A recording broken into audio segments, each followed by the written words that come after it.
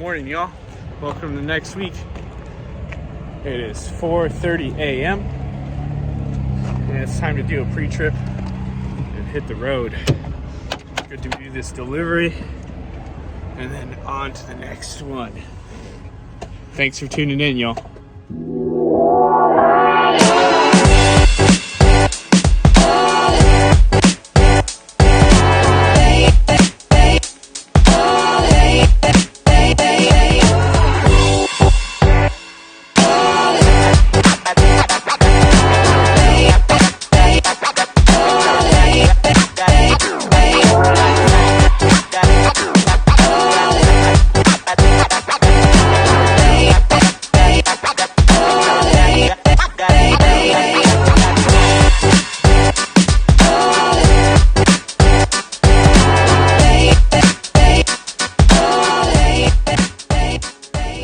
So that load is delivered from last week and starting out again. I am currently in Phoenix and we are headed up to Ash Fork, which looks like it's about 2.5 hours away, to pick up a load of stone that's headed to Irwindale, California. Don't know the mileage yet, don't know the rate yet. All I know is it's a load of stone and the cities. So we'll see how it goes. Right now I'm going to lay down some miles and I'll touch bases with you guys in Ash Fork. See you there. Alright, so this is load number 1. It's a whole bunch of flagstone. Let me know what you think of this tie-down job. I had no idea. That's what the experienced guy there told me how to do it. Makes sense to me. I got it cinched as tight as I can get it. There's Zara. Welcome to the video, Zara. Nice of you to show up, dude. So this is not a good start to the week, but I was coming out of Phoenix, which is hard to get anything good. They gave me this out of Ash Fork, which was like 120-mile deadhead, plus the 400 miles for $800. So without the deadhead, less than $2 a mile. Or without the deadhead, $2 a mile. With the deadhead, less than $2 a mile. But I'll have some good ones later this week, so stay tuned.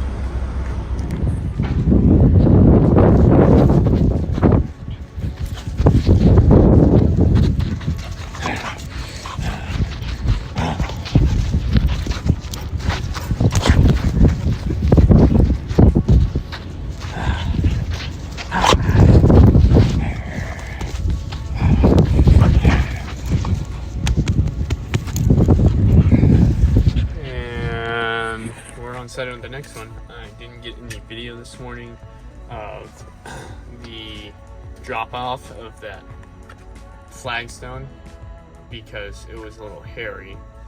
First of all, it's got to be the sketchiest load I've ever hauled. Like, all the plastic, the shrink wrap was ripping off. You saw the straps, which everything was secured pretty much fine, but by the time I got to the delivery, the shrink wrap was falling off. There were stones littered all over the trailer. Hope I didn't lose any on the freeway. Anyways, and then getting in was really tight, so I just wasn't able to get any videos. But now we dropped that off in Irwindale, which is like northeastern LA. Now we're in Long Beach, which is southwestern, I believe, if I got my geography correct. By the way, like this video if you absolutely hate driving in LA. But we are picking up, we're at National Gypsum. We are picking up Sheetrock. My windshield's dirty, it needs to clean. So at a lot of these shippers, National Gypsum in particularly, not allowed to climb on top. So how do I tarp the load? I have to drive off the property. Yeah, that makes a lot of sense. Forecast says no rain.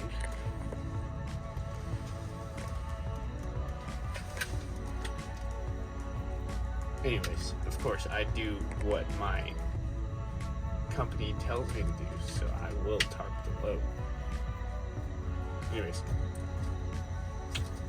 Alright, so this is my drive axle weight. I think I kind of calibrated that last night. Should be accurate. Let's see if I squeak through.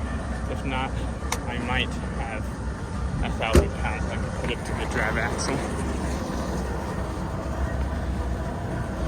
Gotta go overweight on it. Tell me if I'm wrong, but since these are 12 feet long, I need 3 straps, right? Not just 2. Good to go. Let's go to Phoenix.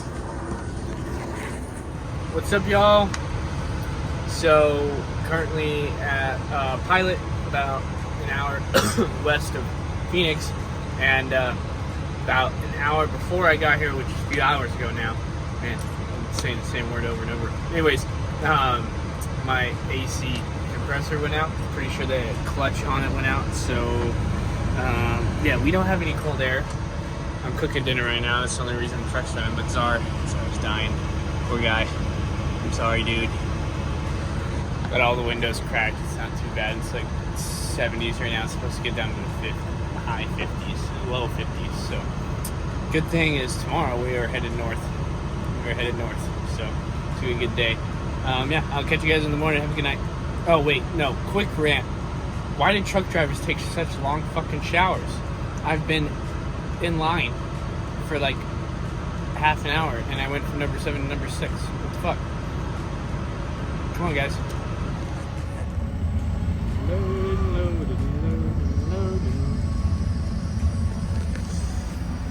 More Sheetrock. Drop off was easy this morning. This one, I got a tarp though, so I'll get you guys a good video of that. Welcome to Love's. Welcome to Love's. This is why I go to Love's. Because they have dog parks. I actually got fueled down the street at Maverick because it was 25 cents cheaper. But then came over to Love's because, check this morning, it got down to like 15 degrees. We were freezing last night. Didn't really expect it.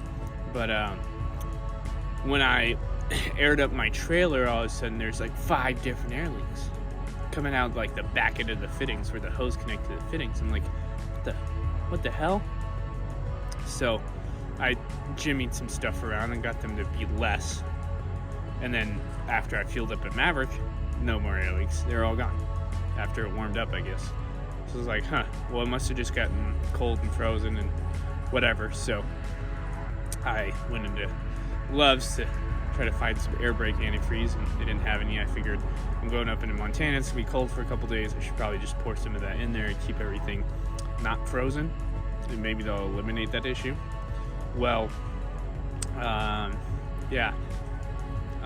They didn't have any. I went to ask the mechanic if they had any, and he said that you shouldn't pour in the air brake antifreeze except unless you are frozen.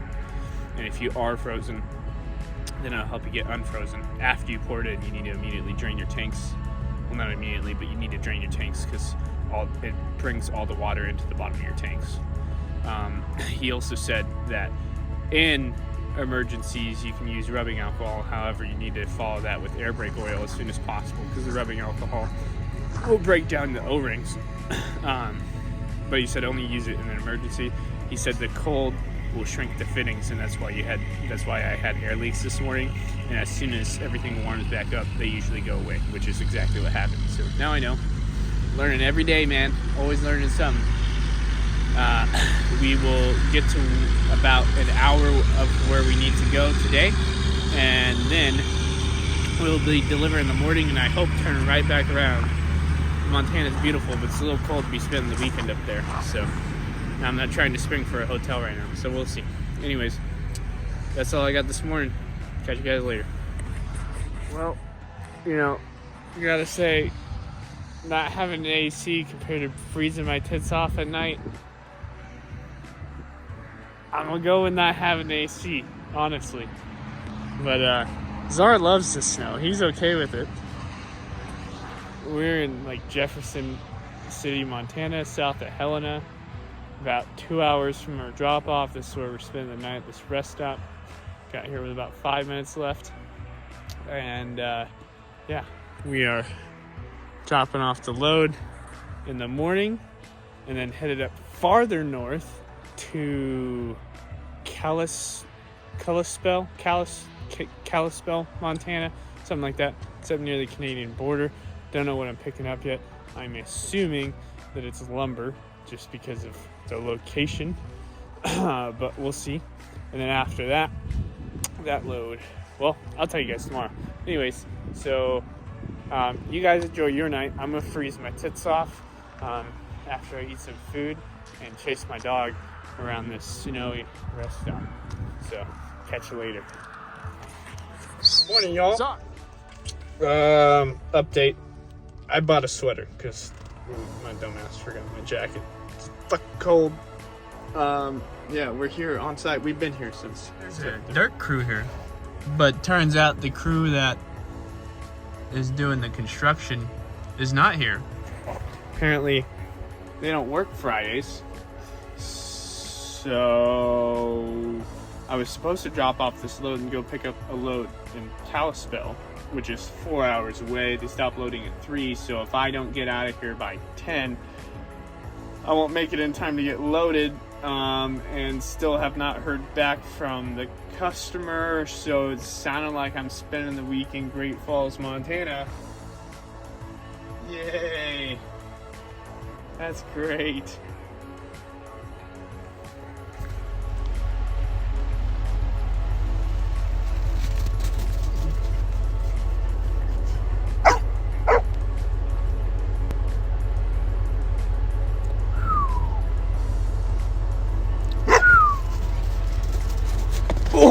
Oh.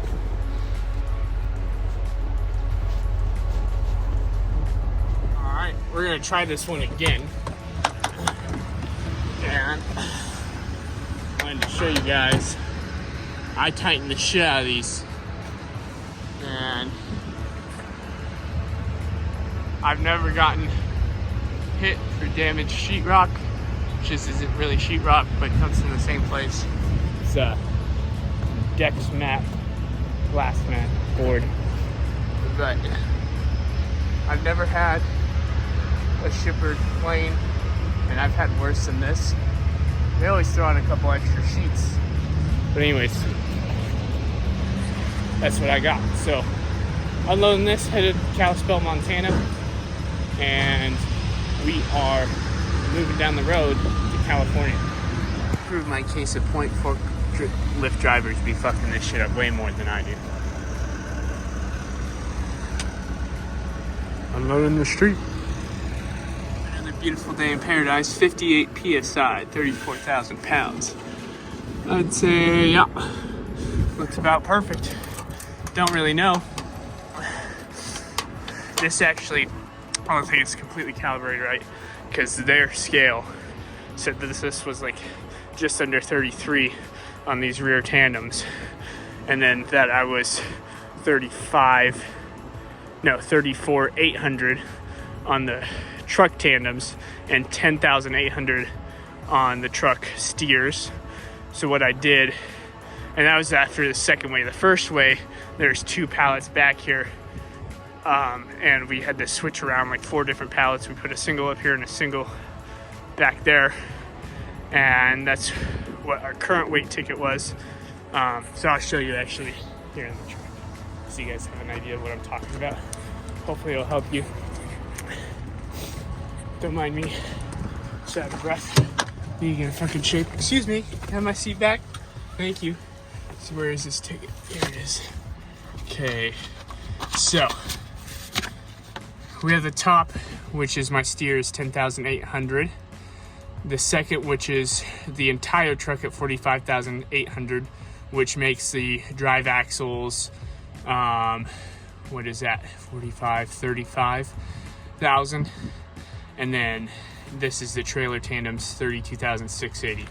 So it's a total of 78,000 pounds, I think. And that puts us with roughly 1,000 pounds on each axle. Because the drive axle was 1,000 pounds over.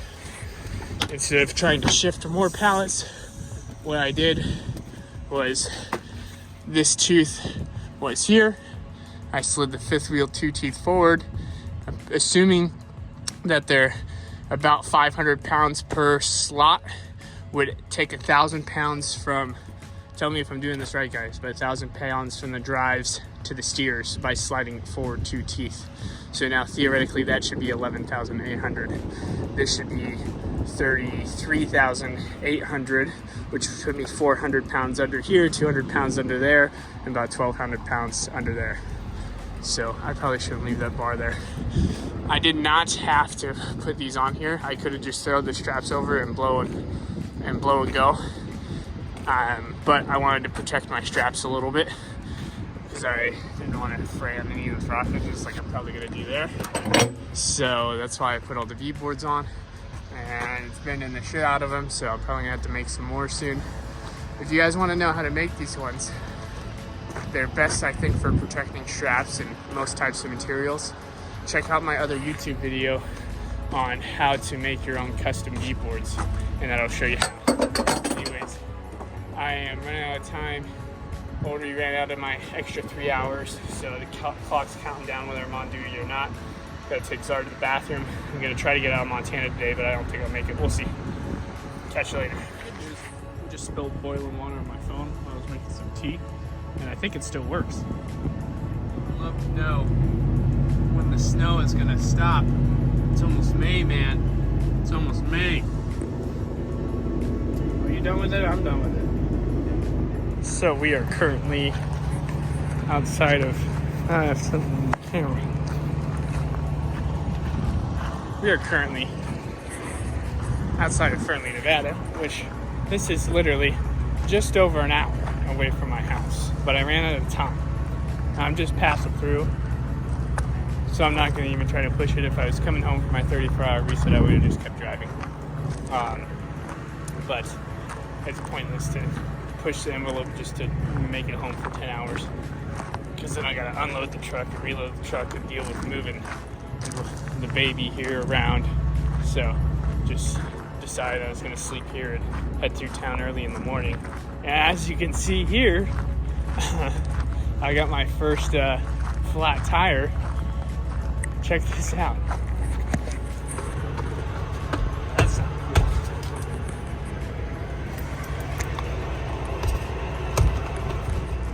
Luckily it is on the luckily it's on the trailer, which I don't pay for maintenance on.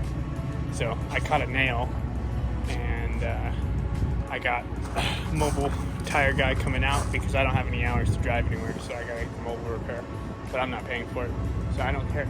It's all good. So he said he's gonna be here in like 20 minutes, and we're gonna get that tire patched, and then while I'm waiting for him, I'm gonna cook some food, head into Cali tomorrow morning, and I think I'm gonna leave the rest of this for next week's vlog, and I'll put together some numbers for you guys here in a bit on what I made this week. Another delivery done. Now we are headed back to Stockton, do another pickup short trip. It's like $850 or something like that, and that's going back home, but won't have enough time to make it all the way there again. So we spend the night dropping off and then pick it up in town and leave it. So they'll get to go home. Not yet, no sir. This will be the longest I've been out in the semi. It's gonna end up being 3 weeks, which is good. Good. So yeah. Good morning, y'all. I am on a load recovery today down in Carson City. Just so you know, I did make it home last night. I am one of 2 drivers that drives for this company. This is the other guy. His driveline busted. Check this out. U-joint snapped. Can you believe it?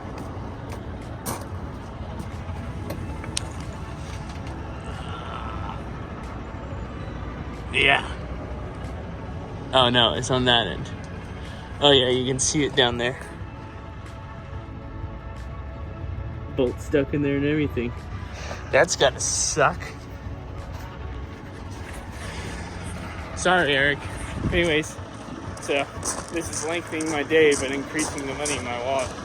They pay $300 to have this load go, this load base light traffic stuff going.